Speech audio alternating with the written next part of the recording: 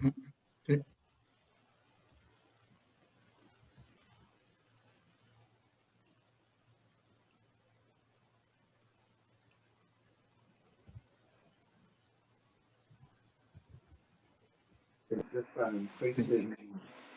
En Zoom. Hola, buenas tardes. Vamos a iniciar en unos minutos. Estamos solo esperando que termine de conectarse la gente. Muchas gracias.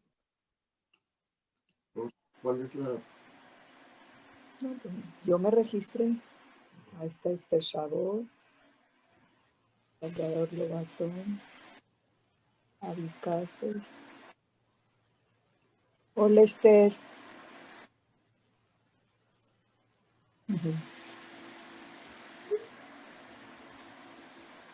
Beni, Arturo Duque.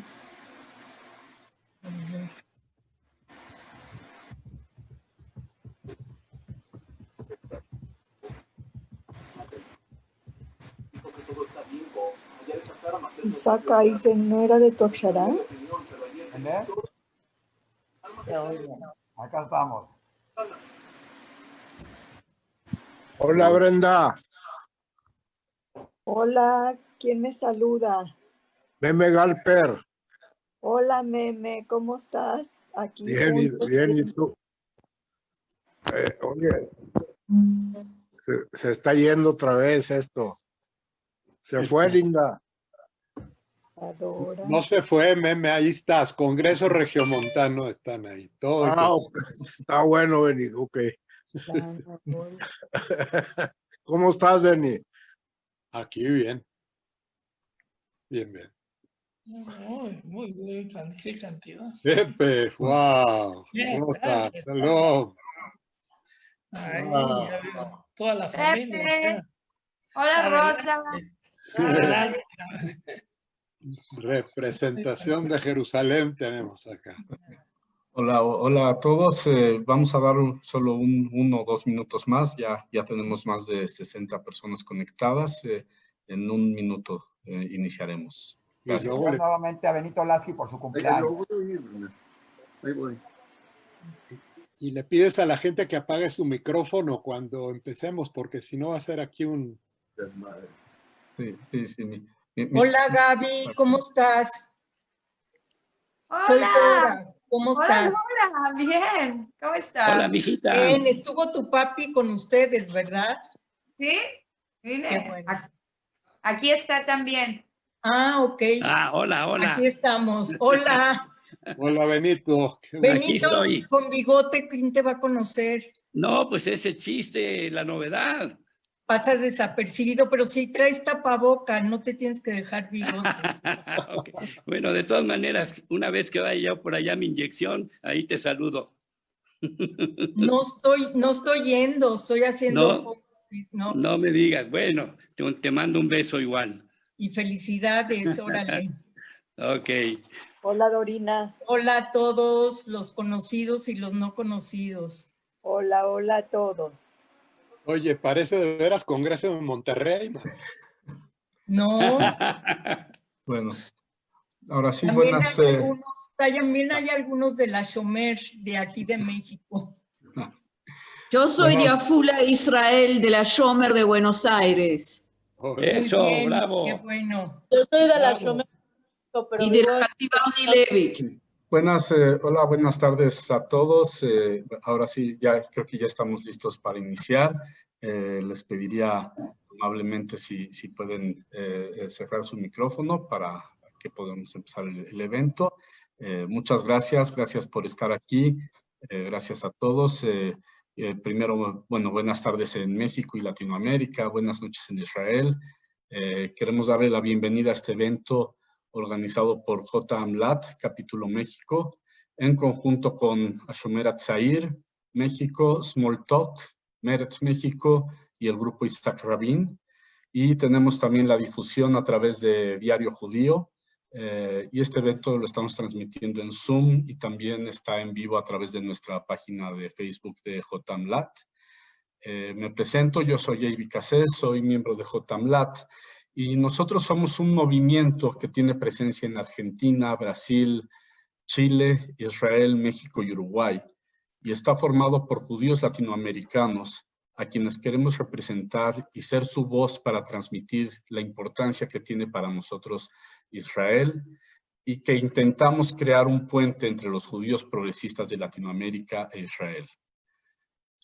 Nuestra identificación con Israel es a través de los principios en común, como son la paz, los derechos humanos, la democracia y la justicia social, los cuales consideramos que son principios humanos básicos y son principios judíos, y que además son pieza fundamental de la creación del Estado de Israel.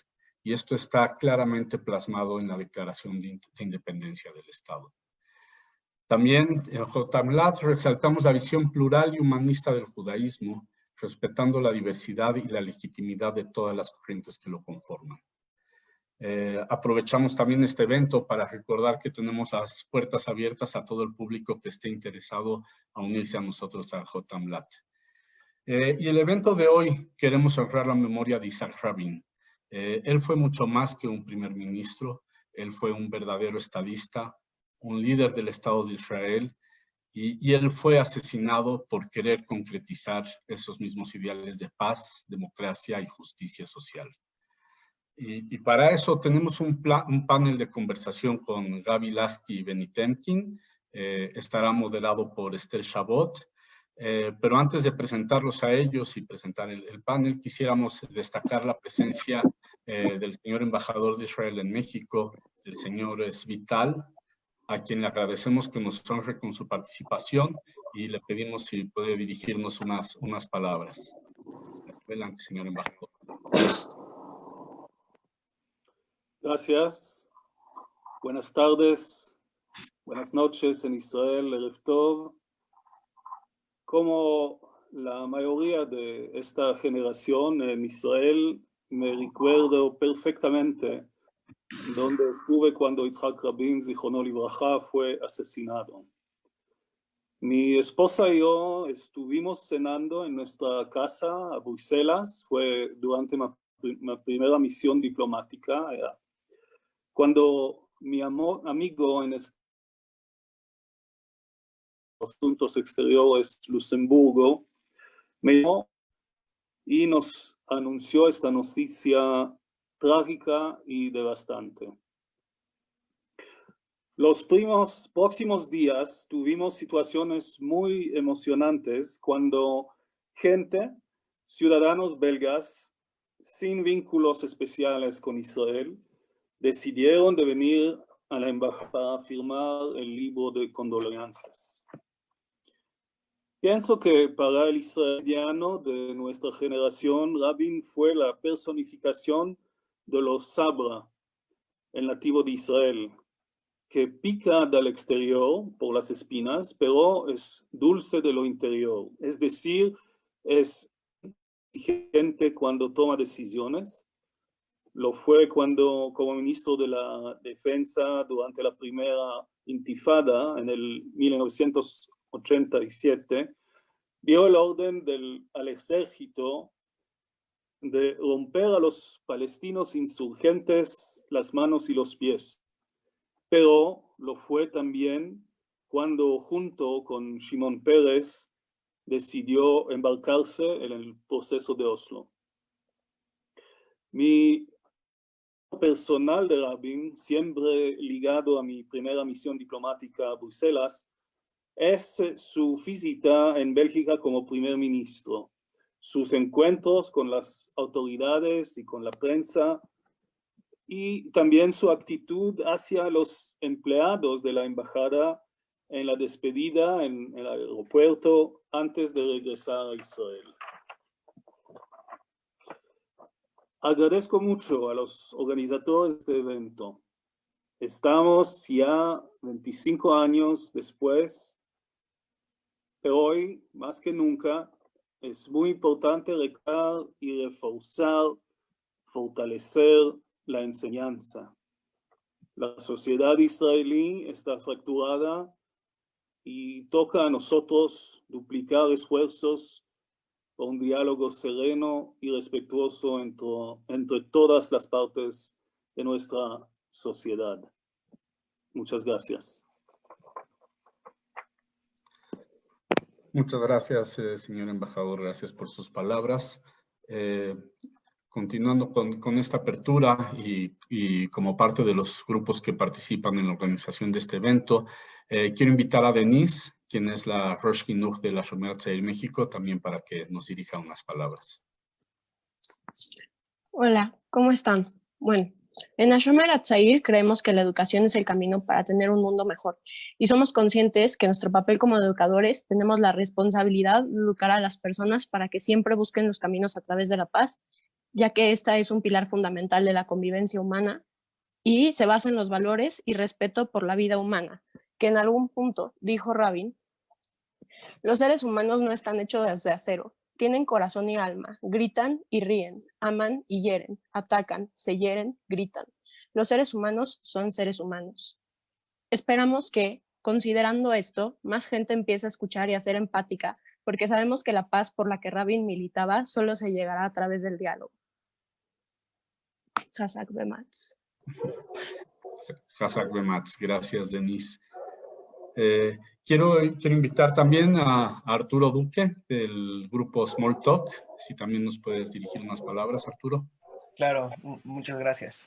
Bienvenidos a todos. Primero quiero expresar un poco qué es Smalltalk. Smalltalk es una plataforma de jóvenes judíos que creamos, la mayoría somos ex-bogrim de Shomer, que creamos a partir de que vimos una ausencia de espacios para el diálogo en gente de nuestra generación.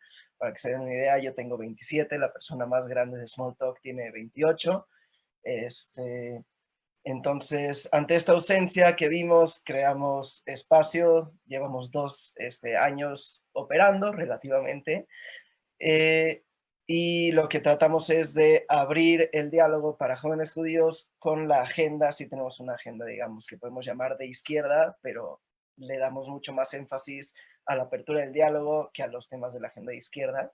Y ahora sí, pasando al tema de Rabin, cuando nos sumamos a esta conversación, nos quedamos pensando y cuando lo compartimos en redes, que lo compartí yo directamente, pusimos, acompáñanos a conmemorar el asesinato político más importante en la historia de Israel, que creo que todos podemos estar de acuerdo que el asesinato de Rabin es eso. Y cuando lo compartí, yo me quedé pensando en que si el asesinato político es un acto político, porque al final de cuentas lo que queremos hacer en Smalltalk son actos políticos desde la juventud, que es desde donde creemos que tiene que surgir también el cambio hacia el futuro.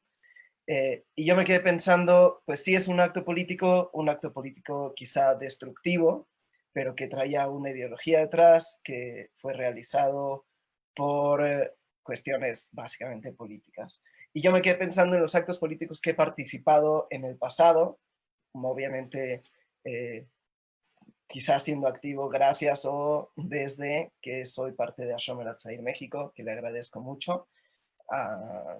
Entonces, en este recorrido hacia el pasado pensé quizá en las últimas elecciones, que a mí me tocó votar por primera vez.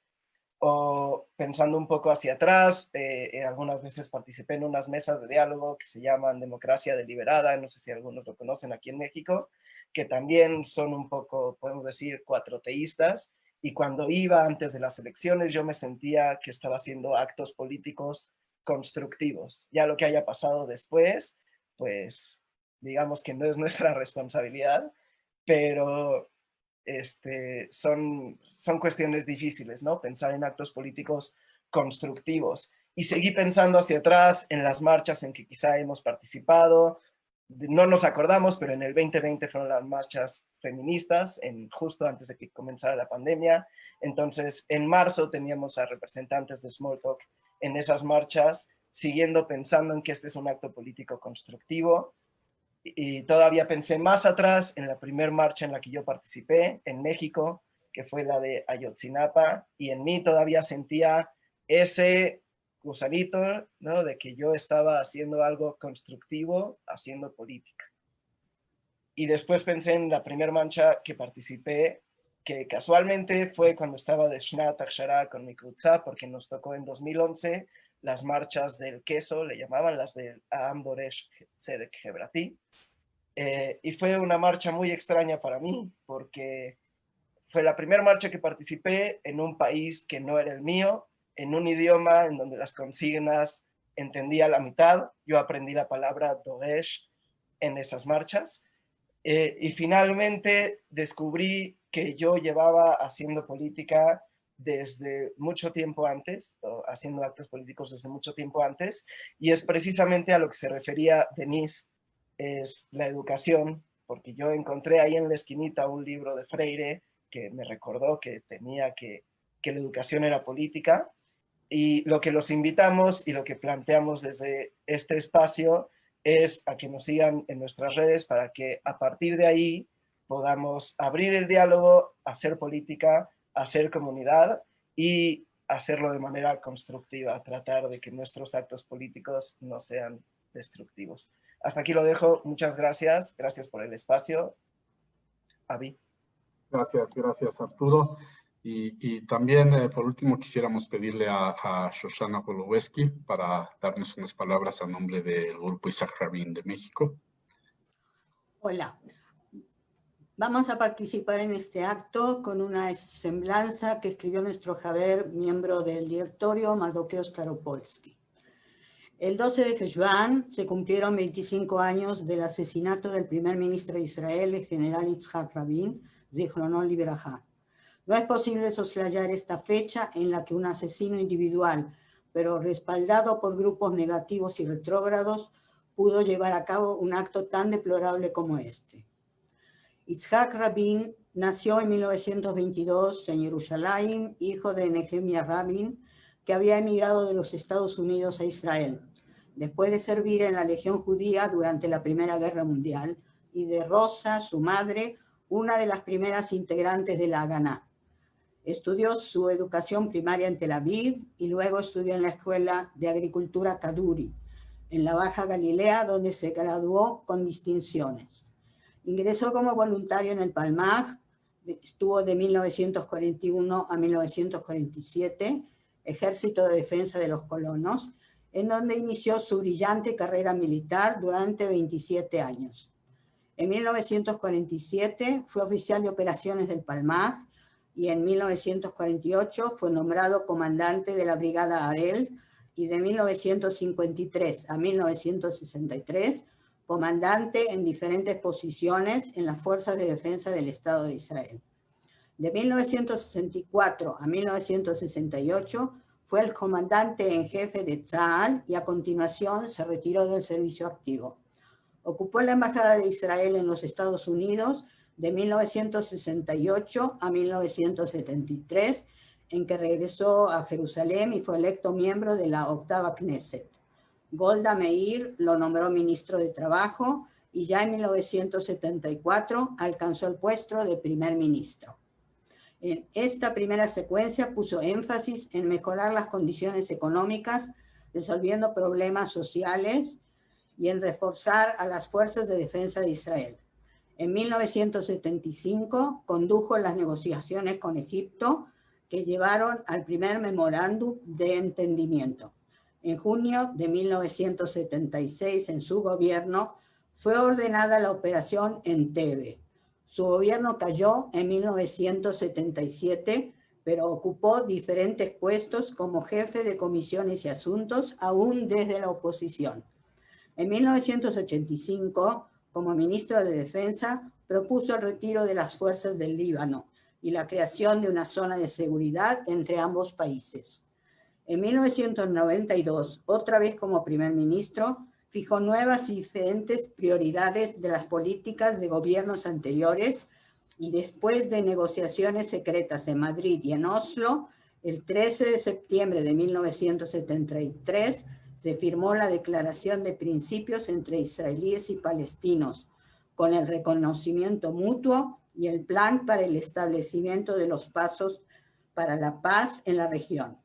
El 28 de julio de 1994 se firmó el documento que terminaba el estado de beligerancia entre Israel y el reino hashemita de Jordania, y en diciembre de ese año recibió el Premio Nobel de la Paz junto con el presidente de los Estados Unidos, William Clinton, y el presidente de la Autoridad Palestina, Yasser Arafat. Es de señalar que en septiembre de 1995 firmó el acuerdo interino israelí-palestino sobre Jordania y la Franja de Gaza. En este periodo fue acompañado como ministro de Relaciones Exteriores por Shimon Peres, Zichrono Libraja, inspirador del proceso de paz. El 4 de noviembre de 1995 por la noche, en una manifestación por la paz, en una plaza que hoy lleva su nombre en Tel Aviv, después de un corto pero emotivo discurso, fue asesinado. El 7 de noviembre de 1995, en una sala de juntas de un hotel en la zona rosa de la Ciudad de México, un grupo de Javerim, con la presencia del doctor en sociología David Scherz de la Universidad de Tel Aviv, formamos el grupo Yitzhak Rabin para apoyar desde nuestras posiciones el proceso de paz y la lucha por los derechos humanos. Hasta la fecha hemos tenido diversas intervenciones, aún en lugares en donde es difícil el acceso de la posición aclaratoria de la situación en el cercano oriente y seguimos activos. Rendimos este homenaje al luchador y preclaro guía del Estado de Israel en este aniversario de su asesinato. Muchas gracias, Shoshana. Muchas gracias al grupo Yitzhak Rabin y a todos los grupos. Creo que justo esta semblanza nos da el mejor pie para iniciar ahora con nuestro platillo principal de hoy. Les recuerdo que las preguntas las pueden hacer a través del chat de Zoom o en el chat de la plataforma donde estén conectados. Y para eso tenemos el apoyo técnico de José y Chava, que nos van a estar ayudando en los controles. Y ahora sí, cedo la palabra y el micrófono a nuestra amiga y compañera Esther Chabot, quien nos hará el favor de presentar a nuestros panelistas y moderar el evento. Por favor, Esther. Gracias. Buenas tardes, buenos días en México, buenas noches en Israel. Pues para mí es un honor el moderar este evento del 25 aniversario del asesinato de Yitzhak Rabin. Y realmente me siento emocionada del hecho de que en esta circunstancia de la pandemia y debido a que nos hemos acostumbrado al Zoom, tengamos la suerte de poder reunirnos desde tantas latitudes, que estemos hoy alrededor de México y de Monterrey, especialmente conectándonos con Israel, conectándonos con nuestros amigos en toda América Latina, en todas las zonas de habla hispana, y que podemos contar con la presencia también de nuestro embajador de Israel en México, el señor Tzvital, para poder rendir homenaje a la memoria de Rabin. Pero pues no solamente mediante palabras laudatorias a su personalidad, sino también mediante un análisis que nos pueda permitir ver a más profundidad ciertos detalles y ciertos rasgos que tuvo la época de los años 90 en Israel, cuando todos estos acuerdos de Oslo se gestaron con la personalidad de Yitzhak Rabin y de Shimon Peres con la batuta de toda esta situación. Y bueno, para ello, oportunidad de escuchar a nuestro querido amigo Benny Temkin, quien fue testigo directo en aquel tiempo de todo este proceso que fue tan importante y tan impactante para la vida israelí, para la vida judía y para el mundo en general.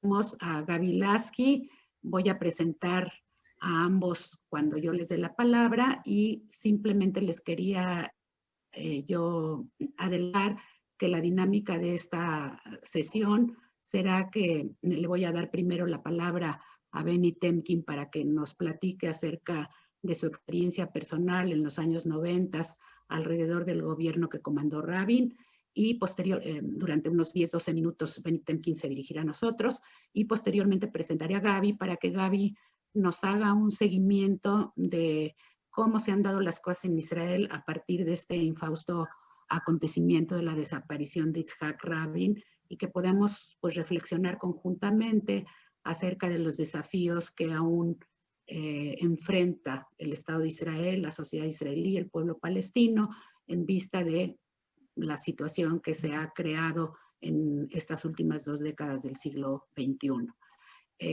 Doy así la palabra a Benny Temkin, primero que nada presentándolo de manera más oficial, aunque muchos lo conocemos de forma personal, de forma amistosa. Benny Temkin es doctor en Economía y Ciencias Políticas. Él es oriundo de la ciudad de Monterrey, en la República Mexicana. Hizo Aliyá en 1971 y actualmente es profesor e investigador de Flaxo y ha sido catedrático en la Universidad de Columbia, en la Universidad de Tel Aviv, en la Universidad Hebrea de Jerusalén, del CIDE, y tiene numerosas publicaciones en su haber. En 1992, él entró a la Knesset como Javer Knesset de Meretz y posteriormente, de 1996 a 1999, fue también secretario general de Meretz. Así que pues paso la palabra a Benny y a quien escucharemos con mucho interés. Benny, por favor. Tu micrófono, Benny. De tanto hacer esto ya hasta se me olvidó. Ok. Ok, mi nombre es Benny Temkin y les doy muchas gracias por haberme invitado a esto. Saludo al embajador de Israel que inició esta sesión y saludo a Gaby Lasky en Israel y también a Pepe Alalú, que era nuestro representante de Meretz en Jerusalén con su esposa Rosa. Está escuchándonos a todos en Israel y acá y en Latinoamérica. Muchas gracias por la invitación. Y ahora sí. Yo hice Aliyá a Israel en 1971. Todavía en aquel entonces yo no soy de Hashomer Hatzair, yo vengo de Yehuda Bonim, que era un partido más centrista, más que apoyaba al partido laborista y no al partido Mapam, que era lo que hacía Hashomer Hatzair. Y al principio admiraba mucho a Golda Meir como personalidad y como política y demás, y después de un año de observar la realidad israelí y ver lo que estaba pasando, la verdad es que entendí que era necesario un cambio profundo de la política israelí desde aquel entonces. Eran nada más 4 años después de la Guerra de 6 días, y desde entonces participé casi inmediatamente, siendo un estudiante en la Universidad Hebrea, en todos los grupos de izquierda en Israel. Apoyé a los Panther y Mashorim, a las Panteras Negras en sus luchas sociales, y muy pronto formamos un partido político. No tardé mucho en ser fundador de un partido político en Israel, Moked, que mientras desapareció, a final de cuentas llegamos a ser parte de Ratz, el partido de Shulamit Aloni, y finalmente formamos Meretz junto con Mapam y un partido de centro que se llamaba Shinui, un partido socialdemócrata que estaba a favor de la paz y los derechos humanos, y hicimos lucha política por varios años con más o menos suerte. 1 miembro, 3 miembros en la Knesset, Mapam se quedaban los mismos, 4, 3, etcétera, hasta que en 1992 formamos esta coalición con Mapam y con Shinui, el partido de centro, y en las elecciones de 1992, que fueron elecciones realmente sorpresivas en términos de sus resultados, gracias a la presencia de Rabin a la cabeza de la lista de Abodá y al trabajo político que había realizado Meretz durante todos los años anteriores, tuvimos un éxito bastante fuerte, ciertamente fue un éxito para el centro izquierda de Israel de aquel momento, y logramos formar un gobierno con la cabeza de Rabin. Nosotros obtuvimos 12 miembros en el Parlamento, y junto con Rabin formamos el gobierno, pero tuvimos que hacer coalición con algún otro partido, y el partido con el que se hizo la coalición fue el partido Shas, un partido religioso mizrahi, que bueno, tenía posiciones un poco diferentes a las nuestras en muchos aspectos, y había muchas tensiones, pero formamos el gobierno. Rabin mismo en su personalidad reflejaba muchas de estas tensiones de las que estoy hablando. Ya mencionaron acá algunas de las expresiones de Rabin en el pasado, algunas de las posiciones de Rabin en el pasado. Era un hombre que se formó en la guerra de independencia, que tenía toda la tradición de la lucha hasta la creación del Estado de Israel y posteriormente, y pues no sabíamos exactamente qué nos iba a esperar. Nuestro movimiento tenía años de luchar por el reconocimiento mutuo entre palestinos e israelíes, por el reconocimiento del derecho a la autodeterminación de los pueblos y entre ellos, por supuesto, el pueblo palestino. Esta coalición se forma en un momento en el cual hay desarrollos políticos que permiten empezar una conversación con los palestinos más seria. Y esa conversación, su líder realmente se convierte en su líder Rabin, cuando todos los años anteriores pues éramos gente de lo que era considerada en aquel momento extrema izquierda, aunque realmente nunca nos consideramos nosotros como extrema izquierda, simplemente se veía así por esta disposición a hablar con los palestinos y a obtener el reconocimiento mutuo. Se formó un gobierno. Ese gobierno que se formó, la verdad, era un gobierno problemático desde el punto de vista de las contradicciones internas, pero además también problemático para, a final de cuentas, llegar a un acuerdo con los palestinos. Teníamos 60, 61 miembros, ahí estábamos siempre al borde de la crisis, y obviamente había una oposición muy fuerte a la posibilidad de llegar a acuerdos de paz. Este movimiento Meretz que formamos en aquel momento, habría que señalar a Shulamit Aloni, a Yossi Sarid, que fallecieron y que formaron parte muy importante de estos avances.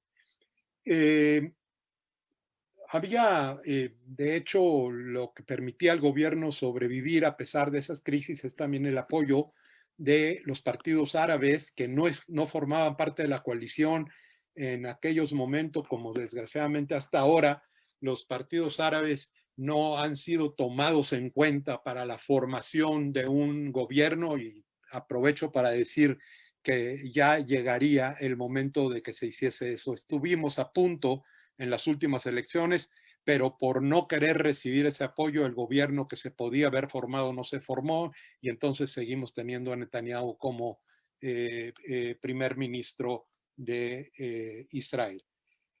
Por años, como dije, demandamos ese reconocimiento mutuo y esa negociación con los palestinos. No era nada fácil.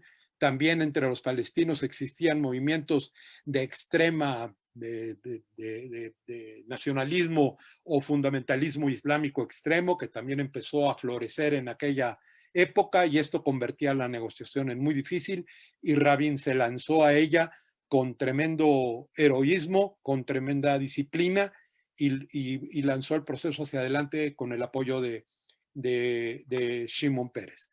Y ahora quiero decirles algo del asesinato. Por esas cosas que tiene el destino, unos días antes del asesinato de Rabin, mi esposa Silvia y yo recibimos la noticia de la muerte de mi suegra en Monterrey, Nuevo León.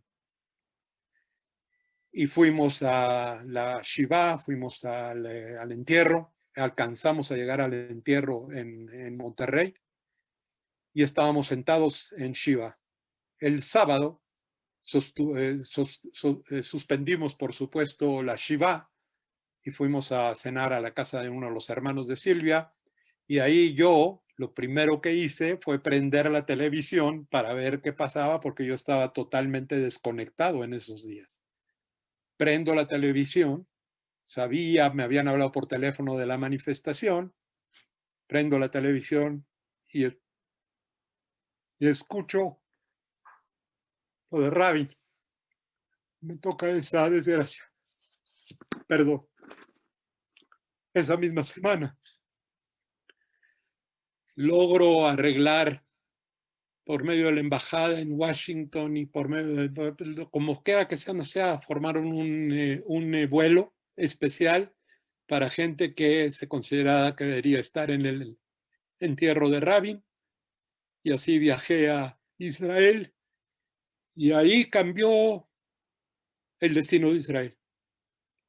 Se discute mucho y es muy doloroso aceptarlo, que ciertamente había mucha oposición, pero había también mucha esperanza. Había un crecimiento del apoyo hacia el gobierno. Y estábamos, a pesar de que había algunos eventos terroristas que dificultaban la situación, la verdad es que el asesinato en un primer momento aumentó el apoyo para el campo de paz. Shimon Peres sustituyó a Rabin y en lugar de declarar elecciones inmediatamente, de hecho prefirió estar en el poder, en el gobierno por un rato como primer ministro, y en ese año se vinieron una serie de acciones terroristas que también estaban provocadas por el acercamiento entre Israel y Arafat, entre Rabin y Arafat, entre Peres y Arafat.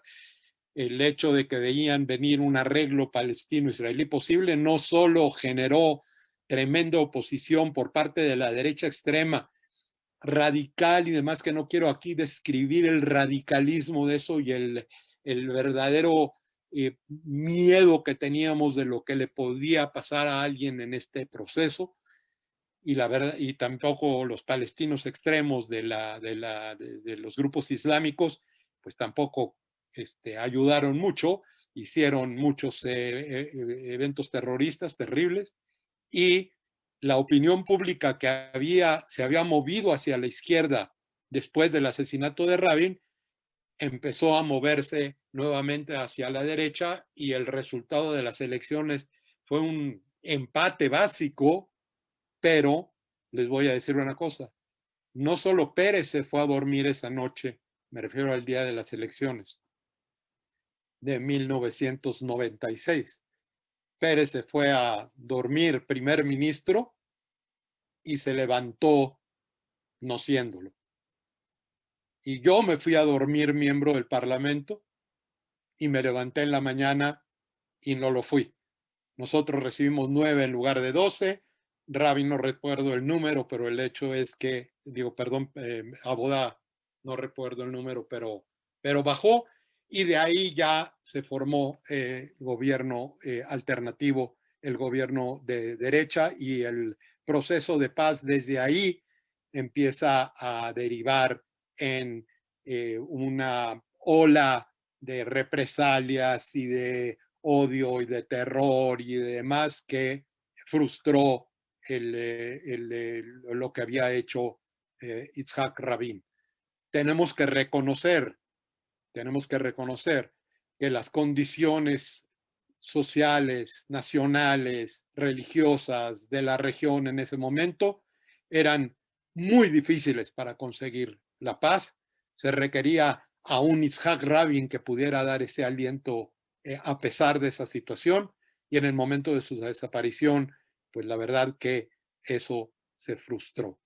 Y desde entonces venimos sufriendo lo que hemos venido sufriendo, y tenemos una situación en la cual pues los gobiernos de Israel, uno tras el otro, hicimos la paz con Jordania, en su momento Begin hizo la paz con Egipto, avanzamos en muchos terrenos, pero desde esos años para acá, pues ha sido una sucesión de frustración y la generación de una situación muy difícil, de una situación de ocupación, una situación de colonización masiva de los territorios ocupados, que vuelve todavía más difícil la posibilidad de alcanzar la paz bajo la idea de la división de dos países, y se ha generado una nueva discusión que por supuesto no nos va a ocupar hoy, que no nos ocupaba en aquel momento, pero que ahora se despierta. Si en realidad no tenemos manera de regresar atrás, la pregunta es, ¿qué va a pasar? ¿Qué solución posible se puede tener para el Medio Oriente, y cuál sería la posición de izquierda respecto a eso? Existen retrocesos no solo respecto al proceso de paz, existen también retrocesos respecto a la situación de la minoría árabe en Israel. Los últimos gobiernos nacionalistas, particularmente el de Netanyahu, por supuesto, que ya tiene muchos años en el poder, pues ha ido retirando derechos, ha ido legislando leyes que han minimizado todavía más la posibilidad de la cooperación árabe-israelí dentro de Israel y la paz con el mundo árabe. Creo que ya hablé demasiado, me da la impresión, no sé, pero si quieren después puedo ampliar algunos de los temas y pido disculpas por las emociones que se me desbordaron en un momento.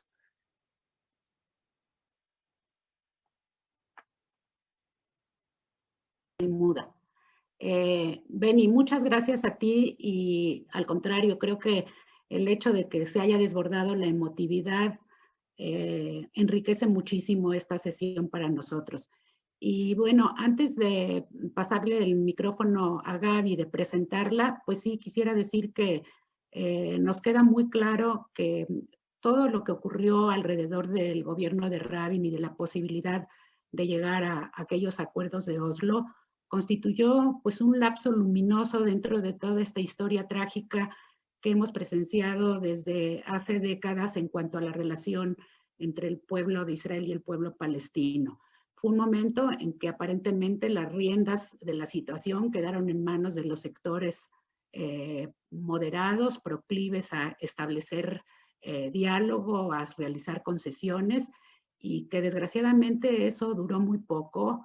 Hubo la posibilidad de un renacimiento de esto cuando en los 2 años en que Ehud Barak fue primer ministro pareció que se podían recomponer las cosas, pero desgraciadamente de nuevo pues los sectores radicales de las dos partes en el conflicto volvieron a empoderarse y a tomar las riendas en sus manos. Creo que sobre todo este proceso podrá muy bien ilustrarnos Gaby a continuación, y la presento de manera muy breve para que quien no haya tenido el gusto de saber acerca de su espléndido currículum lo conozca. Gaby nació también en la Ciudad de México, también hizo Aliyah Israel en su juventud, y ella es abogada de formación profesional, dedicada al activismo, sobre todo a favor de los derechos humanos, al activismo político. Es feminista, militante feminista, fue miembro del Consejo de Tel Aviv entre 2013 y 2018 representando a Meretz. Ha sido secretaria general de Shalom Achshav, de Peace Now, y hasta la fecha es asesora legal en el Comité Público en contra de la Tortura en Israel, y formó parte de la lista de Meretz en las elecciones del 2019-2020. Así que pues le paso el micrófono a Gaby, va a ser muy interesante escucharla. Gaby, por favor. Muchas gracias, Esther, y muchas gracias por invitarme a estar aquí y poder ver a amigos y amigas que no he visto hace tiempo, y por poder, por lo menos vía Zoom, hablar un poco, escuchar las cosas que tiene Benny que decir, que siempre son muy interesantes. Y si está todavía el señor embajador, muchas gracias por estar con nosotros.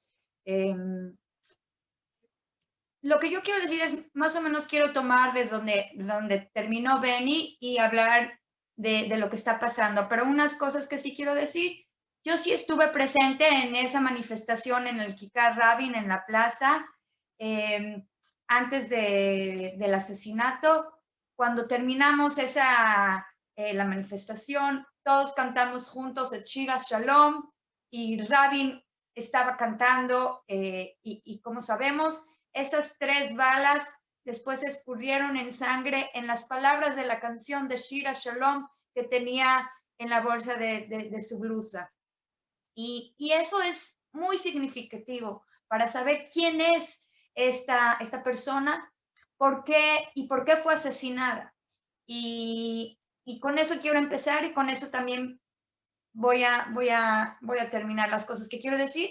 Y yo sí formé parte de esa generación que se llama la generación de los jóvenes de las velas, que después del asesinato regresábamos una semana entera en la Shiva, estuvimos en la Plaza Rabin prendiendo velas sin poder entender, creer qué es lo que había pasado esa noche ahí mismo donde estábamos. Hace unos días hubo un documentario sobre el asesinato de Rabin, y muchos de los políticos de izquierda que fueron entrevistados dijeron todos que en el momento que oyeron del asesinato, lo primero que les pasó en la cabeza es decir que no hay, que por favor que no haya sido un judío quien lo asesinó. Ese tipo de pensamiento lo puede pensar una persona que piensa que es posible que esas cosas sucedan. A mí no me hubiera pasado por la cabeza en ningún momento. Pero entonces eso quiere enseñar que cuál era la situación en Israel en ese entonces, que había una asatá, ¿cómo se dice? Perdón que no me acuerdo cómo se dice asatá, una violencia tanto verbal. Incitación. Gracias. Déjalo prendido porque te voy a preguntar otras palabras. Una incitación en contra de Rabin por la izquierda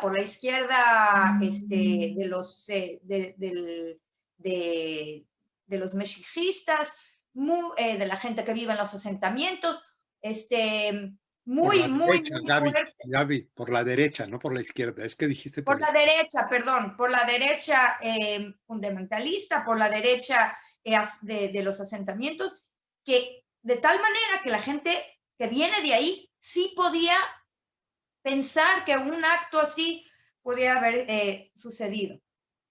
Después de 25 años después, podemos, y pensando ahora en Rabin y cuál fue su camino, pues en algunas palabras podemos decir que el camino de Rabin, desde que entró a ese gobierno con Meretz y sin hablar de las cosas que dijo antes, que había hecho antes, y sí puedo decir entre paréntesis que como joven de derechos que trabaja por los derechos humanos, en las elecciones internas del laborismo, obviamente que yo quería que Pérez fuera el que gane y no Rabin, exactamente por todo lo que sabíamos de Rabin. O sea, Pérez para nosotros era esa persona que quería la paz, el Medio Oriente nuevo, que soñaba por cambiar las cosas, y Rabin no era así.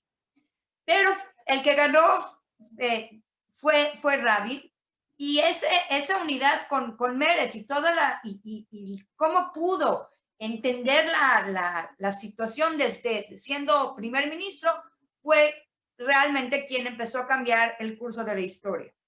Entonces, viendo cuál era el camino de Rabin, puedo decir que, en pocas palabras, el camino de Rabin es más o menos es el camino anotado por el Acta de Independencia de Israel. ¿Por qué lo pongo así? Porque Rabin decía que tenemos que reconocer a Israel como el hogar del pueblo judío, pero al mismo tiempo reconocer los derechos de todos los ciudadanos de Israel. Rabin extendía su mano, como dice en el Acta de Independencia, a nuestros vecinos para llegar a acuerdos de paz. Eso es lo que Rabin físicamente, es lo que él hizo en su vida. Y Rabin hablaba de fortificar los valores de la democracia y la justicia social y la educación, como dijeron aquí antes. Eso era el camino de Rabin. ¿Y dónde estamos ahora? Ahora les puedo decir que lamentablemente hay ministros de este gobierno que dicen abiertamente que ellos están en contra del camino de Rabin, que sí lo respetan por haber sido primer ministro, pero están en contra de su camino.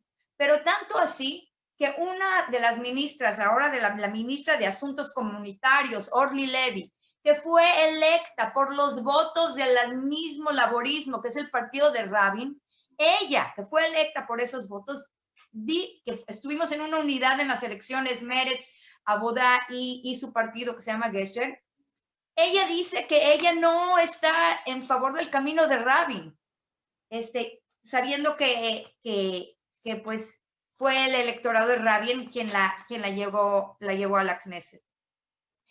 Ahora estamos, seguramente ustedes saben que ya más de 2 meses está Israel en una campaña constante de manifestaciones en contra de este gobierno y Benjamin Netanyahu primordialmente.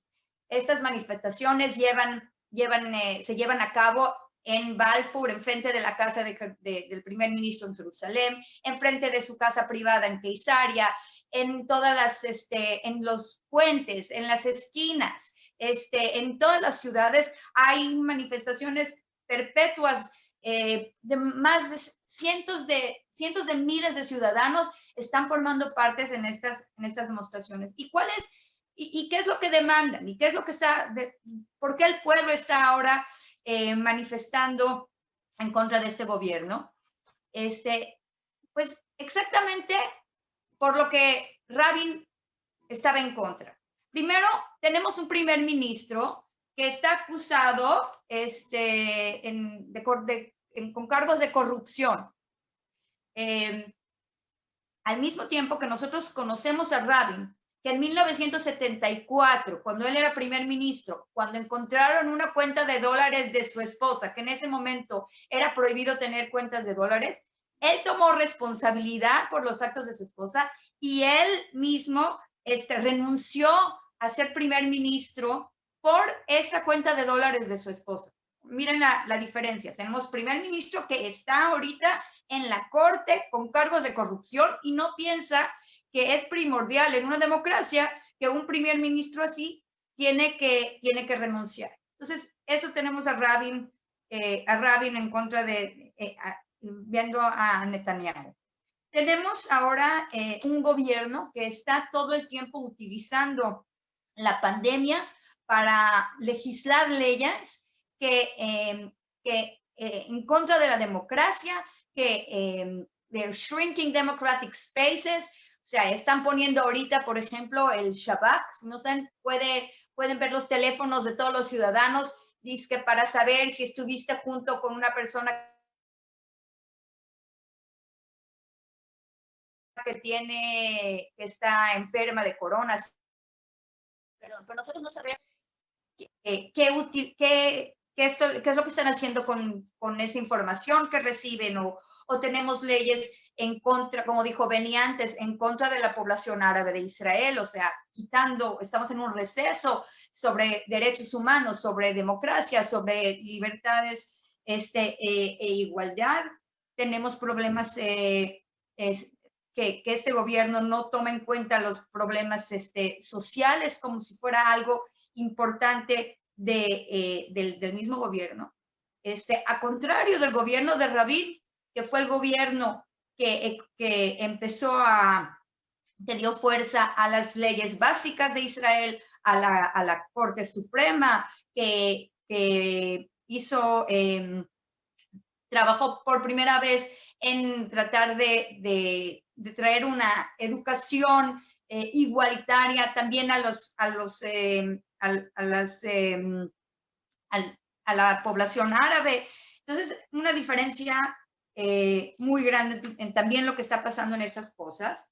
Y tenemos también, cuando estamos hablando, Esther también lo dijo, cuando hablamos del proceso de paz, Netanyahu ha cortado casi todas las comunicaciones con los palestinos. Estamos en un netek casi total entre Israel y los palestinos. Este mismo gobierno con Gantz ahorita acaba de decir que van a construir más viviendas en los territorios ocupados y pues sí, Benjamin Netanyahu ha llevado a cabo ahora 12 agreements con los Emiratos y con otros países árabes, pero que no, o sea, y estamos contentos por ello, pero no podemos decir que eso puede cambiar o pueden venir en vez de la necesidad de llegar a un acuerdo con los palestinos. Y como nosotros le decimos todo el tiempo, estamos diciendo que hay diferencia de hacer un acuerdo con quien es tu enemigo y vecino, que hacer un acuerdo con alguien que no estabas en situación de guerra con ellos, que no tienes ningún problema de fronteras con ellos y que realmente no pueden venir uno en contra del otro. Y entonces tenemos a Rabin, que después de todo su pasado militar, etcétera, extendió una mano a Yasser Arafat y que estábamos en un proceso de Oslo que podría haber llegado a un acuerdo final entre Israel y los palestinos, y eso realmente ha cambiado. Pero otra de las cosas más importantes que tenemos que hablar de ello es que este gobierno es un gobierno de incitación en contra de sus ciudadanos. Primer ministro y ministros hablan en contra de la gente que sale hoy a manifestar como si fueran traidores, como si son anarquistas. Y ahorita la nueva cosa es que empezaron a decir que nosotros traemos enfermedades y que los que nos pagan para llegar a esas manifestaciones es el gobierno iraní. Realmente están tratando con un fake news y con un incitement. Este gobierno está diciendo, yo no represento a todos los israelíes, yo represento solamente a esos que votan por mí. A cambio, si vemos el gobierno de Rabin, en uno de sus más importantes speeches, Rabin dijo, Alimut y Kirsuma democracia. ¿Qué quiere decir? La violencia destruye la democracia. Y en esas palabras de Rabin podemos entender que lo importante era llevar una política que es una política abierta, que es para todos, que en una democracia el primer ministro es primer ministro, que tiene responsabilidad hacia todos los ciudadanos y no nada más por ellos que votan por ti. Entonces podemos ver que estamos en una situación totalmente opuesta de lo que era el camino de Rabin o lo que estaba pasando antes de su asesinato. Y una de las cosas tristes que podemos decir es que lamentablemente podemos ver cómo el asesinato de Rabin es una manifestación de cómo asesinar a un líder realmente puede cambiar el paso de la historia. Y eso es lo que pasó con el asesinato de Rabin. Pero por el otro lado puedo decir, después de 25 años, que estas manifestaciones que estamos viendo, por primera vez en 25 años, podemos decir que tenemos otra vez esperanza. Tenemos una nueva generación de jóvenes que están saliendo a las calles, con ideología de igualdad, de honestidad, de gobierno que no sea corrupto, de democracia. Hay grupos hablando exactamente en las manifestaciones en Balfour en contra de la ocupación, hablando de la igualdad de todos los ciudadanos y hablando también de la necesidad de crear un gobierno que sea un gobierno inclusivo, que es de todos los ciudadanos. Entonces, a pesar de que en esta trayectoria de 25 años hemos retrasado en todas las medidas de democracia y de igualdad y de igualdad social y de justicia social, etcétera, podemos decir que en esta marcha saben que hace unas semanas el Shalom Akshav, Peace Now, creo, en nombre de Rabin, para conmemorarlo, hizo una marcha a conmemoración de Rabin, saliendo junto con la marcha de las banderas negras, de estas manifestaciones. Y salimos desde el Kikar París, donde Netanyahu y sus amigos incitaron en contra de Rabin, llegando hasta Balfour. Y yo en esa marcha pensaba en Rabin, cómo desde el cielo está viéndonos marchar y está más de mabsut, está muy contento porque está viendo cómo la gente está regresando al camino de Rabin, cómo están saliendo en contra de todo lo que es corrupto y todo lo que es en contra de la paz y de la inclusión. Y con eso termino ahora porque sí, dije, el asesinato obviamente puede cambiar el curso de la historia, pero la gente que recuerda el camino de Rabin la puede cambiar otra vez, regresar a la trayectoria para un futuro común mejor para todos. Gracias, Gaby. Bueno, pues es realmente emocionante que puedas terminar ahorita tu participación, cuando menos en este bloque, con un toque de esperanza. Y bueno, aquí lo que yo querría decir es que tal vez esto se puede consolidar un poco con el reciente triunfo de Joe Biden en las elecciones norteamericanas. O sea, realmente sí creo que constituye un evento que en esta semana podemos apreciar como algo que puede contribuir mucho a fortalecer justamente esta tendencia que tú estás viendo despertar dentro de los jóvenes israelíes que están saliendo a manifestar a las calles.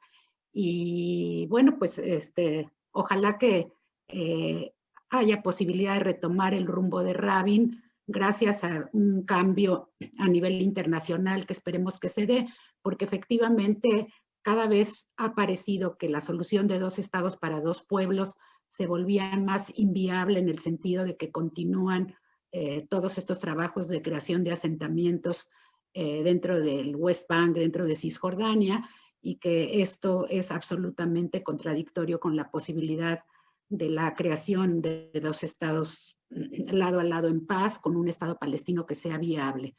Y bueno, supongo que ahora podrá haber preguntas de nuestro público, que no sé si aquí los operadores técnicos que han estado revisando las preguntas puedan comenzar a lanzarlas para que tanto Benny como Gaby las respondan. Bueno, dentro del chat aquí en Zoom, más que preguntas han habido comentarios, gente reconociendo que está participando desde varios lugares, desde México, en Latinoamérica, en Israel, Estados Unidos, Europa. Están agradeciendo los comentarios de Benny, de Gaby, los sentimientos que han reflejado, y también un comentario sobre, bueno, quienes han ido a visitar la tumba de Rabin.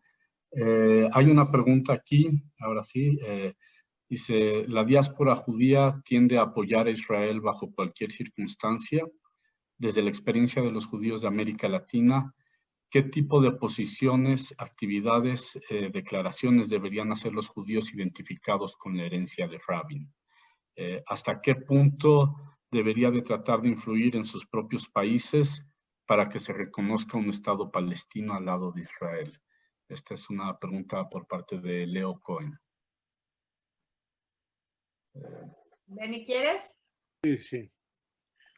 Sí, me parece, gracias a Gaby por sus palabras.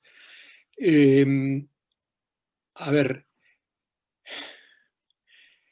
es indudable que lo que se ha generado desde entonces, desde el punto de vista de la realidad geopolítica en el Medio Oriente, es una situación por lo más difícil que puede haber.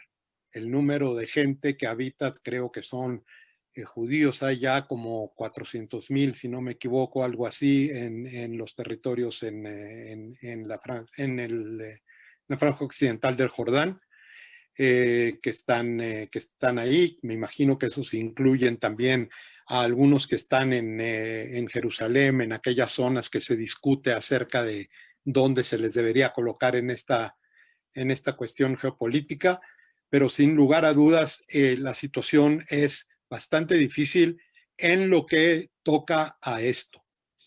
Creo yo que un cambio de dirección puede darse en Israel. Para ello es necesario que exista un nuevo gobierno en Israel. Mientras no exista un nuevo gobierno con una política diferente, esto no va a suceder.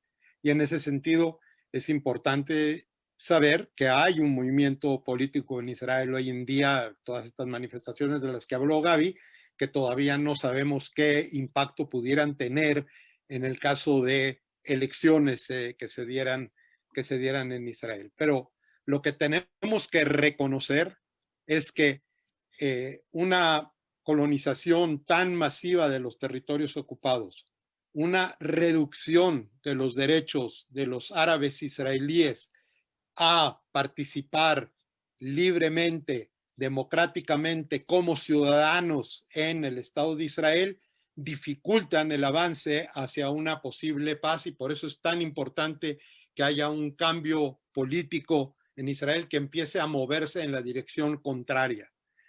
Lo de Trump, los años que tuvimos con Trump, obviamente no contribuyeron a eso, sino todo lo contrario. Y no es el caso que siempre los judíos en la diáspora, dice la pregunta, los judíos en la diáspora siempre han apoyado al Estado de Israel y al gobierno de Israel en lo que está haciendo. No, a Rabin no le dieron ese apoyo unánime. Yo recuerdo en Estados Unidos, el mismo AIPAC famoso de Estados Unidos no trataba a Rabin de la manera que después trató a los gobernantes del Likud. Y existen en Estados Unidos fuerzas que se oponen también al proceso de paz, que tenían mucha importancia durante el gobierno de Trump, gente como Adelson, que incluso tenía un periódico que se repartía, o sea, sigue repartiendo, no sé, Gaby, gratis Sí.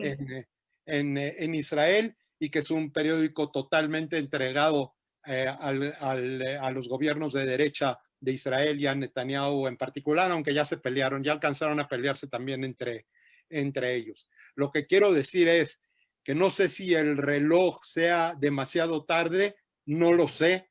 No sé si vamos a tener que pensar en otro tipo de arreglo democrático ciudadano que sea más grande que el Estado de Israel. Y hay quien habla de la posibilidad de generar un movimiento que sea palestino-israelí para cambiar la situación, no solo de Israel, sino también de los territorios ocupados. Es una discusión. Yo creo que el reloj que marca si se pueden generar dos estados, un estado palestino independiente al lado de Israel, que esa era la solución a la que estábamos empujando y hemos empujado siempre la gente de Meretz. Si para eso se ha vuelto demasiado tarde o no, no lo sé, no quiero expresar un juicio final respecto a ese asunto, pero es indudable que nos hemos movido en una dirección que hace mucho más difícil la posibilidad de dos estados independientes, uno al lado de otro. Pero agrego de inmediato, todo es posible. Sharon hizo cosas respecto a Sinai, a la Franja de Gaza, para poder tener la paz que se firmó en su momento, la retirada de Israel de la Franja de Gaza. Hay cosas que se podrían tal vez hacer, pero en este momento es cierto que todo judío en cualquier lugar del mundo debe tener el mismo derecho democrático a opinar, porque todo se está haciendo en nombre de Israel, el Estado de los judíos en el mundo, y en ese del Estado judío. Y por tanto, creo yo que los judíos deben tener la libertad para discutir, para pensar, para criticar, para apoyar, porque eso es lo que hace también la derecha israelí, lo tiene que hacer también la así llamada izquierda israelí.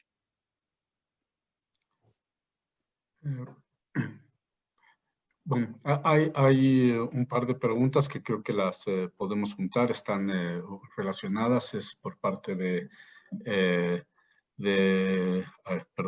Isaac Axen y de Lea Golombe, que preguntan, uno, que si caen en el mundo del hubiera, pero si Rabin no hubiera sido asesinado, que si creen que Netanyahu no hubiera llegado al poder, y junto en eso, si Rabin estuviera vivo hoy, qué es lo que él diría o haría sobre la situación actual en Israel, los acuerdos de paz, la pandemia, la situación económica, Irán, etcétera. No sé quién quiere comenzar por ahí. Gaby, tal vez. Yo empiezo. Yo nada más unas cuantas palabras primero a la pregunta de Leo, nada más complementando lo que dijo ya Benny, es que sí tenemos que saber que hay una diferencia grande entre apoyar al Estado de Israel, entre apoyar a un gobierno específico o a todas sus políticas. Que podemos seguir apoyando al Estado de Israel, pero si hay cosas que creemos que son en contra del beneficio de Israel o si son en contra de la democracia o de los derechos humanos, yo creo que es nuestra responsabilidad como judíos ponerlo, criticarlo, siempre manteniéndole, obviamente manteniendo el derecho de Israel que existir, pero nosotros queremos que Israel exista como Estado democrático e inclusivo, etcétera, etcétera. Entonces no veo que haya un problema. Y por la pregunta de Isaki y de Lea, ¿qué haría Yitzhak Rabin si todavía estuviera vivo? Primero yo creo que Rabin, después de 2 cadencias o 3, él hubiera retiradose del poder. Yo creo que el quedarse en poder por tantos años sí causa problemas. Yo creo que él hubiera entendido. Pero por el otro lado, Rabin era un primer ministro responsable, que tomaba en cuenta las necesidades verdaderas del país y no nada más sus necesidades propias. Y lo que estamos viendo ahora en este gobierno, podemos poner cómo están trabajando con la cosa de la pandemia, podemos ver que todas las decisiones que toma el gobierno son decisiones influenciadas por la política y no por las necesidades médicas o económicas del país. Es una manera de tomar decisiones que solamente está viendo cómo voy a hacer, cómo me voy a limpiar de mi juicio y cómo voy a ser reelecto. Sí, y por eso les puedo mencionar que mis hijos, por ejemplo, no están yendo a la escuela. Las escuelas todavía desde de 5º año están cerradas, pero las escuelas de los Haredim están abiertas todas, aunque supuestamente todas tienen que estar cerradas, pero ahí no las cierran y la política de Netanyahu de mantener la coalición con los religiosos es lo que lo manda a decidir que no van a cerrar las escuelas de los religiosos, aunque está decretado que tienen que estar cerradas. Entonces, yo sí veo que Rabin tomaría las decisiones también en la pandemia como las decisiones que tuvo haciendo los acuerdos de paz. Pudimos ver cuando firmó los tratados de paz en la Casa Blanca junto con Arafat, cómo le dolía sacar la mano para darle la mano a Arafat. Pero él sabía que estaba haciendo las cosas que eran necesarias para el país, aunque no fuera su cup of tea, aunque no era lo que él antes hubiera pensado que es lo que tiene que hacer, pero entendió que ese tratado de paz era lo mejor que se podía hacer para el país y le resultó con su asesinato.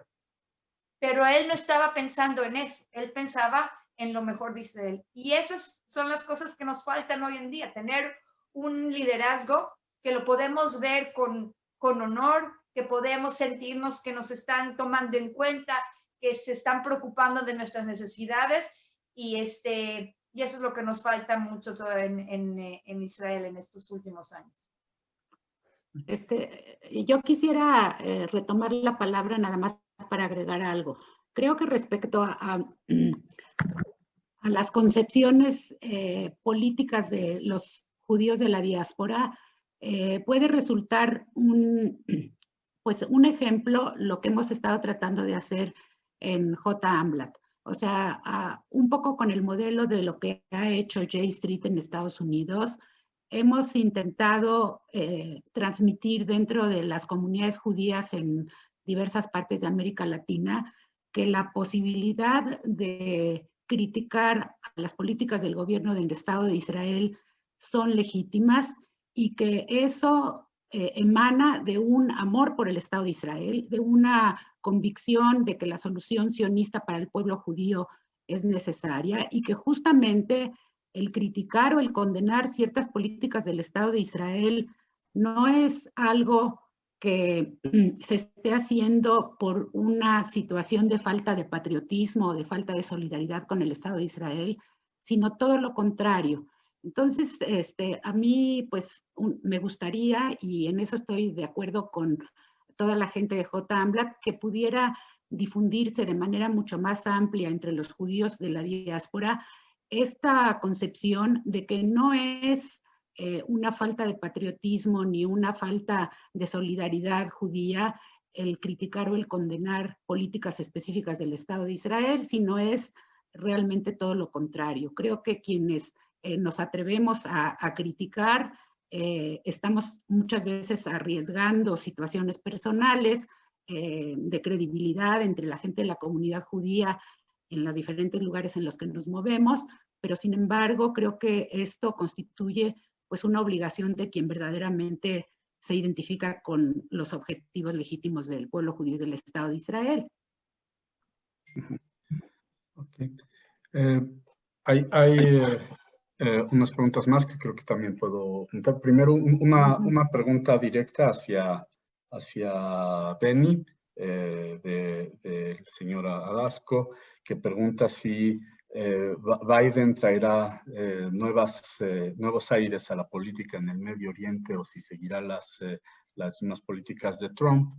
Y también aprovecho y hago la otra pregunta, que son dos preguntas, una de Gemie Tenenbaum, otra de la señora Sarah Robin, que pueden unirse, hablando de que si ahora ya con la normalización que se está dando con los otros países árabes como Emiratos, Bahrein, y que esto ayude a bajar un poco la postura de que todos los árabes nos quieren matar, y quizás eso ayude a reanudar las pláticas con los palestinos, y dentro de eso mismo es si empezáramos nuevos acuerdos de paz con los palestinos, ¿con quién se podría empezar a negociar? Entonces, Okay. a lo mejor quieres empezar tú. Sí, déjame. Es que tengo el micrófono puesto. ¿Sí me escuchan? Ok. Sí.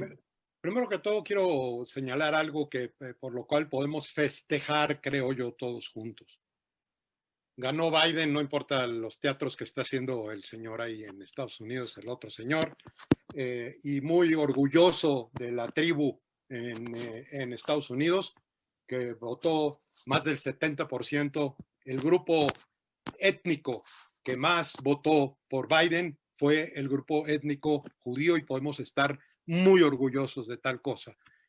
Sí votaron por Trump, sobre todo algunos grupos ultra ortodoxos o ortodoxos nacionalistas extremos que equivocadamente creen que Trump le estaba ayudando a Israel cuando se estaba ayudando simplemente a sí mismo. No ayudaba a Israel para nada, porque lo único que puede ayudar a Israel es conducirlo a una situación en la cual podamos tener paz con los palestinos que están compartiendo con nosotros el mismo territorio. Estamos hablando de los palestinos que viven y que son millones de ellos que viven dentro de Israel, en los territorios ocupados y en la Franja de Gaza. Estamos hablando de casi 7 millones de palestinos comparados con más o menos 9 millones de israelíes, que incluyen también árabes. Entonces, es muy importante recuperar que el gobierno de Biden, creo yo, que va a tener una política más inteligente, una política que va a tomar en cuenta también los derechos de los palestinos, y no va a apoyar las colonizaciones, etcétera, etcétera, y el impulso de esas colonizaciones como lo estaba haciendo el embajador de Estados Unidos en Israel. Solamente quien entiende ayudar a Israel, apoyar las colonizaciones, apoyar un Estado binacional, pero es un Estado binacional en el cual uno de los grupos tiene todos los derechos y el otro grupo no tiene derechos políticos, derechos nacionales. Eso es una fórmula que conduce necesariamente a una situación sudafricana, y hay que parar esa situación por el bien de Israel, por el bien del pueblo judío. Eso es lo que respecta a lo que podemos esperar de Biden. Tenemos esperanzas, no de que se convierta en un gobierno que va a hacer todo lo que Israel quiera, o que los gobiernos de Israel de derecha quieran, sino va a ser un Estado que va a tener una política más inteligente, más razonable respecto al Medio Oriente, y los judíos entendieron eso muy bien, porque hay gente que quiere interpretar, tener oposición a lo que hace Israel como antisemitismo, y hay que distinguir entre críticas a los gobiernos de Israel y críticas antisemitas. Al antisemitismo hay que oponérsele en todo lugar donde existe. a las críticas al Estado de Israel, se puede discutir sobre ellas como cualquier otro Estado del mundo. Si nosotros demandamos derechos humanos para los judíos en todo el mundo, tenemos que defender los derechos de los ciudadanos árabes en el Estado de Israel, para empezar por ahí. Preguntaban también con quién hacer paz, con qué grupo hacer paz. Bueno, teníamos conversaciones con Arafat cuando no había discusión respecto a esto, cuando no había discusión respecto a quiénes eran los que representaban. Desgraciadamente, hoy en día sí hay diferentes grupos palestinos, pero les quiero recordar, Israel está tan dividido internamente como los palestinos están. No pueden decir los palestinos lo mismo, decir, no tenemos con qué negociar en Israel mientras haya 400,000, 500,000 colonizadores israelíes en nuestros territorios. ¿Con quién vamos a negociar? ¿Con ese Estado que está mandando todo el tiempo israelíes a vivir a los territorios ocupados? Obviamente, ambos lados van a tener que buscar a aquellos del otro lado que estén dispuestos a negociar. Yo vengo de un tiempo en el cual solamente las fuerzas de izquierda en Israel, cuando en Israel no había la voluntad por parte del gobierno de hablar con los palestinos, tomamos el riesgo y hablamos con los palestinos y condujimos a una situación en la cual se entendió, se hizo conciencia en Israel que había que hablar con los palestinos. Quien pregunta con quién vas a hablar es porque no tiene de qué hablar. El problema es si tienes de qué hablar. Es decir, si estás dispuesto a considerar la posibilidad de generar un Estado al lado tuyo, un Estado palestino, entonces vas a encontrar con quién hablar. Mientras no tengas esa disponibilidad, es que son pretextos simplemente para no hablar. Es lo mismo que pasa con Hamás del otro lado. Hamás del otro lado, o los islámicos radicales por su lado, tienen esa misma visión de espejo, no hay con quién hablar, los judíos se quieren quedar con todo, mira, están mandando a los territorios ocupados. Ellos también pueden señalar quién está en el gobierno de Israel ahora. Pueden señalar cómo le están quitando y quitando derechos a los árabes israelíes. Entonces también ellos tienen argumentos. Todos esos son gente que no quiere hacer paz. Punto. Esos que dicen que no hay con quién hablar, siempre hay con quién hablar cuando quieres hablar. Quiero decirles que hay movimientos en Israel, los combatientes por la paz, que son familias de gente matada por terroristas o por soldados israelíes. Árabes que han sido palestinos, que han sido matados por soldados israelíes, y judíos que han sido matados por palestinos. Y ellos están hablando entre sí y están teniendo ceremonias de recordatorio de los muertos una vez al año en que participan, cuando los deje el gobierno de derecha de Israel, participar juntos. Yo los llevé a la corte y ganamos. Claro. Yo quiero aprovechar una cosa para reconocer.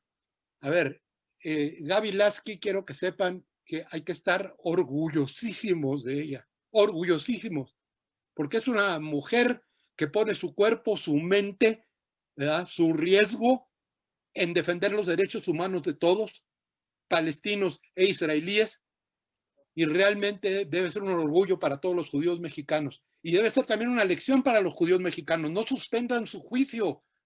Si son capaces de juzgar a cualquier gobierno, al suyo propio también, al de aquí de México, en todos los momentos, hay gente de izquierda, de derecha, de todo, lo mismo debe haber en el pueblo judío. Imagínense qué aburrimiento sería si todos los judíos pensáramos exactamente lo mismo. Bueno, con eso termino demasiado. Bueno, ya estamos casi llegando a la hora y media. Voy a hacer una última pregunta que apareció aquí y después pediría nada más si pueden hacer unas palabras de conclusión, Ben y Gaby, Esther, regresando al tema de Rabin. Pero la última pregunta que tengo aquí es de Elías Fasja. ¿Qué efecto pueden tener la normalización de las relaciones entre Israel y otros países sobre el extremismo palestino e israelí? Gaby, ¿tú quieres contestar? ¿O? Me pusiste muy... Como me pongo siempre. ¿Qué le voy a hacer? Digo, lo hacemos juntos. Una de las cosas que podemos decir es así. hasta hoy en día había la decisión de la Liga Árabe que todos los países árabes que son parte de las Ligas Árabes querían tener normalización con Israel, pero basada en el reconocimiento mutuo, o sea, que toda la Liga Árabe reconocería a Israel y a cambio Israel tenía que aceptar el establecimiento de un país palestino viable junto a Israel. Entonces, eso era una de las fuerzas que tenían los palestinos para saber que en dado momento Israel sí iba a aceptar a este país palestino, quitar colonos y asentamientos para poder realizarlo en el ground, ¿no? Entonces, lo que está pasando ahora es que Netanyahu y los americanos, el gobierno de Trump, están tratando de partir a esta Liga Árabe y sacando pedazos de ella, haciendo estos acuerdos de normalización con los Emiratos y con Bahrein, sin tomar en cuenta a los palestinos.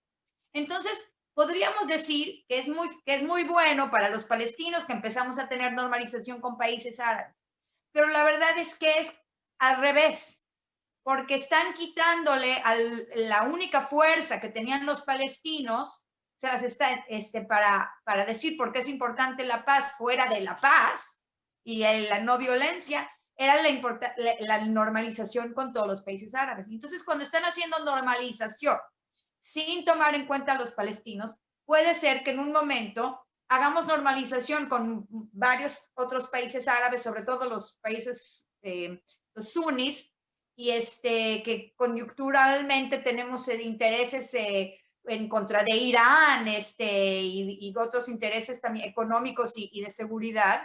Entonces nos quedamos que los palestinos siguen con asentamientos, con colonización, y ya no tienen pues, el apoyo de la Liga Árabe, porque ya hicieron sus paces separadas con Israel. Entonces yo creo que tenemos que acordarnos que fuera de que es o sea, es muy exitoso, que de repente vamos a poder ir a los Emiratos y estar en el Buraj y hay un restaurante kosher ya en Bahrein y no sé qué, o sea, y que van a haber posibilidades económicas y todo.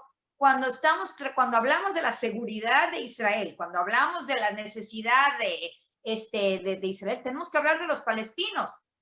Y tenemos que empezar por los palestinos y de ahí ir a los otros países, y no al revés. Pero ya hecho, esperamos que, como dijo Benny, que con Biden haya una política más, pues que más tenga que visualice de manera geopolítica los intereses de todos, y no nada más los intereses económicos, petroleros de su familia y todo, y sí tome en cuenta la necesidad de poder llegar a un acuerdo con los palestinos, y que antes de que ya no sea posible. Porque sí les digo, si no va a ser posible ser un país palestino separado de Israel y vamos a vivir en esta área, Israel y palestinos juntos, puede ser que lleguemos al fin del Estado judío. Puede ser porque rápidamente llega una mayoría árabe, palestina, que vive en este territorio, entonces ya no va a ser el hogar nacional del pueblo judío, y eso lo vamos a perder. O que será un estado de apartheid, y eso tampoco queremos. Entonces, la primordial necesidad de Israel es llegar a un acuerdo con los palestinos de ser un país viable, la solución de los dos estados. Y eso se puede perder, y finalmente puede llegar a ser la peor decisión que Israel haya tomado, y estamos a punto, como dijo Benny, que los dos estados ya no vaya a ser una posibilidad viable.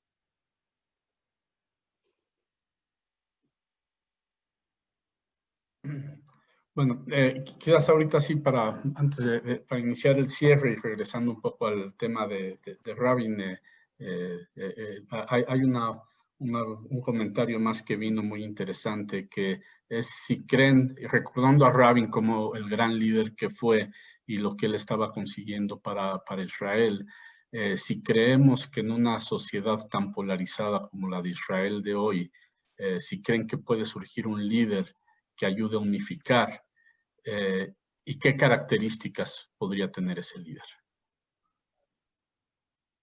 Gaby, te la dejo. Te toca a ti. Primero, un líder así tiene que ser una mujer. Eso.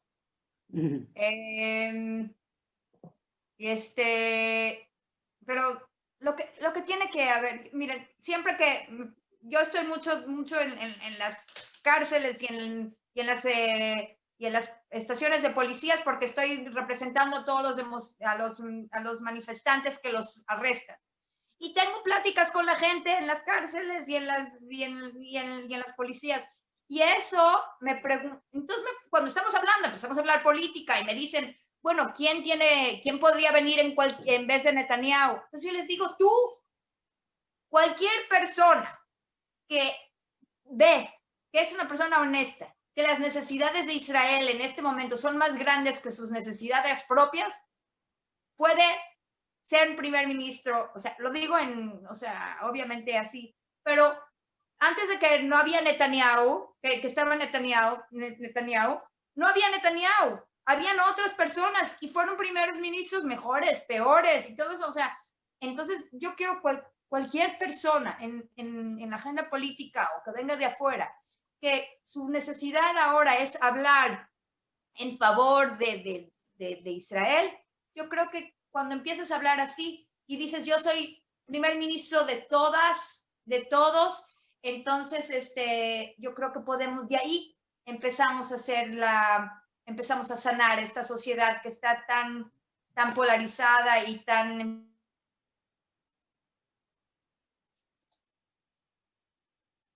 violenta. Se cortó, pero ya estamos organizando su campaña política desde esta red. Aquí estoy. Avi, Adelante, Esther, por favor. Sí, no sé si ya vamos a ir cerrando. Sí, por favor. Yo quería hacer solamente un apunte final. Creo que Rabin, su grandeza también estribó en que llegó a entender que la necesidad de hacer la paz y de establecer 2 estados para 2 pueblos era una solución que tenía muy en cuenta el deterioro que la ocupación le hace al propio pueblo de Israel. O sea, creo que una democracia no puede sobrevivir si tiene que estar conviviendo con la necesidad de ocupar otro pueblo. Y también para la moral, para la ética de la sociedad israelí, la ocupación ha sido tremendamente destructiva y eso lo entendió Rabin también en su tiempo. Y creo que mientras más tiempo pase sin que se llegue a esta solución, más descomposición se puede ver adentro de la sociedad israelí, lo cual realmente es muy doloroso, conociendo cuáles fueron los principios con los que se estableció el Estado y cuáles fueron las pretensiones del sionismo en ese terreno. Ese es el último apunte que yo quisiera hacer. Si me permiten, no es una pequeña cosa. Sí. Claro. Sí.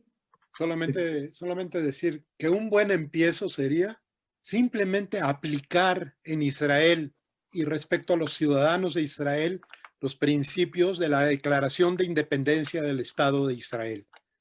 Más sionista que eso no se puede ser.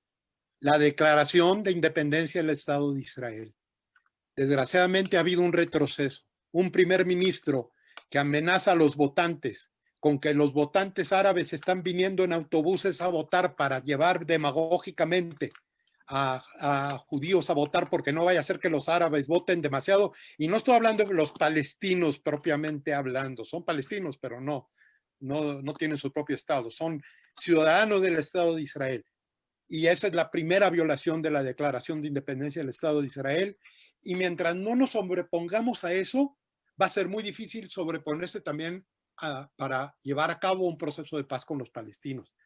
Hay una liga directa, central, entre una visión democrática de tu propio Estado, en que cada ciudadano es ciudadano de Israel. La única ley diferente es la ley del retorno, la única ley diferente. Todas las demás leyes deben ser aplicadas igualmente a todos los ciudadanos del Estado de Israel. Si entendemos eso, vamos a entender que hay un pueblo sin gobierno al que estamos ocupando, y otro pueblo que está dividido en una de las zonas, la tercera zona más densamente poblada del mundo, me refiero a la Franja de Gaza, que si no resolvemos su problema nacional, se va a convertir necesariamente en un problema central para el Estado de Israel y para la idea de tener un Estado judío. El que no entienda esto, lo que piensa hacer es reprimir históricamente tanto a los árabes israelíes como la posibilidad de una nación palestina al lado del Estado de Israel. Esto tiene que suceder para poder tener el sueño que tuvimos de generar un Estado judío independiente, soberano, democrático, para que sea el orgullo para todo judío donde quiera que esté. Y los judíos donde quiera que esté tienen que hacer lo que siempre han hecho el pueblo judío, que es ser crítico, demandar derechos para todos los ciudadanos, demandar igualdad para todos los ciudadanos. Y por eso votamos como votamos, y por eso debemos actuar consistentemente demandando lo mismo del Estado de Israel. Muchas gracias.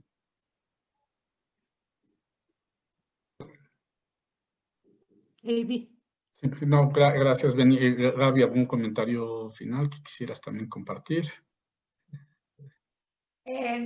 Lo único que sí, regresando otra vez como a Rabin, creo que una de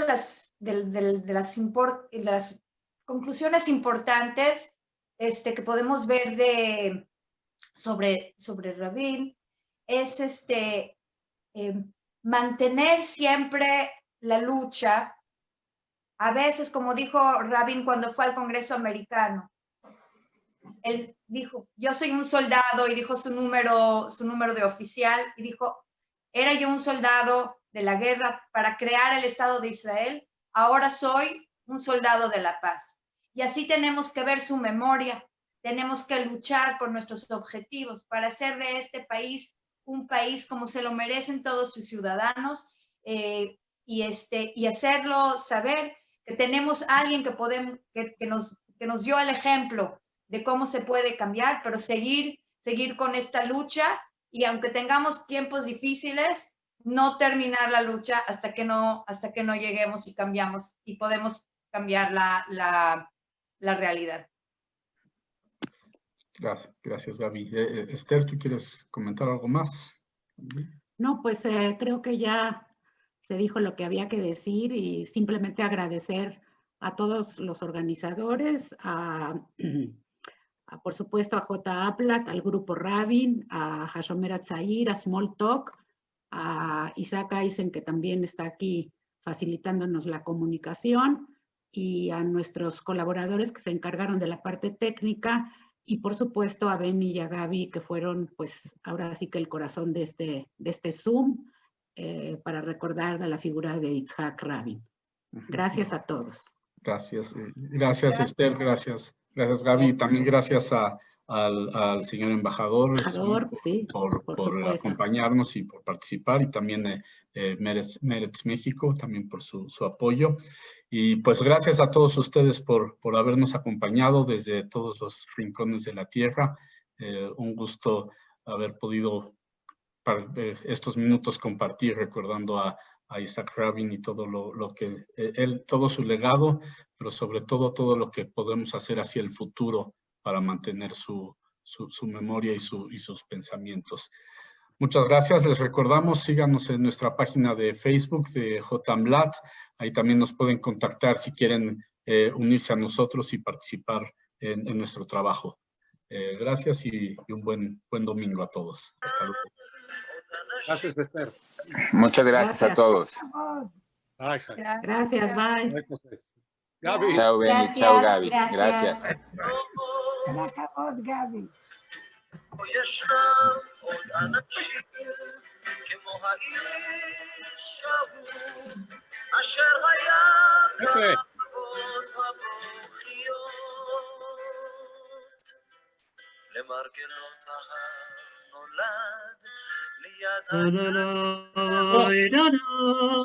Nacho, sí.